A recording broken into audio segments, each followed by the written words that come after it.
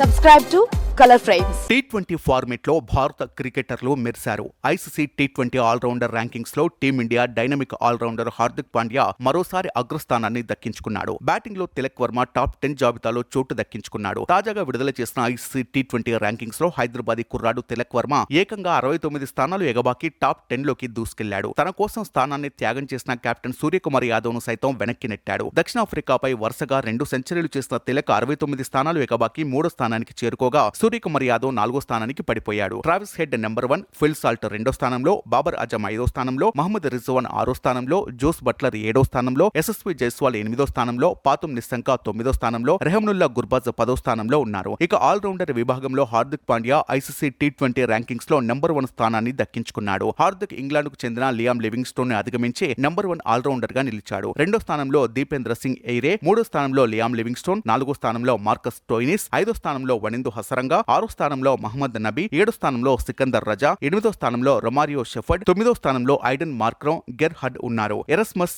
10వ స్థానంలో నిలిచాడు. బౌలింగ్ లో ఆదిల్ రషీద్ అగ్రస్థానంలో ఉన్నాడు. వనిందు హసరంగా 2వ స్థానంలో, ఆడమ్ జంపా 3వ స్థానంలో, అఖిల్ హుస్సేన్ 4వ స్థానంలో, మహేష్ తీక్ష్ణ 5వ స్థానంలో, గుడకేష్ మోతి 6వ స్థానంలో, రషీద్ ఖాన్ 7వ స్థానంలో, రవి బిష్ణోయ్ 8వ స్థానంలో, హర్షదీప్ సింగ్ 9వ స్థానంలో, ఫారూఖీ 10వ స్థానంలో ఉన్నారు. వీడియో మీకు నచ్చినట్లయితే ప్లీజ్ లైక్ చేయండి, షేర్ చేయండి, కామెంట్ చేయండి.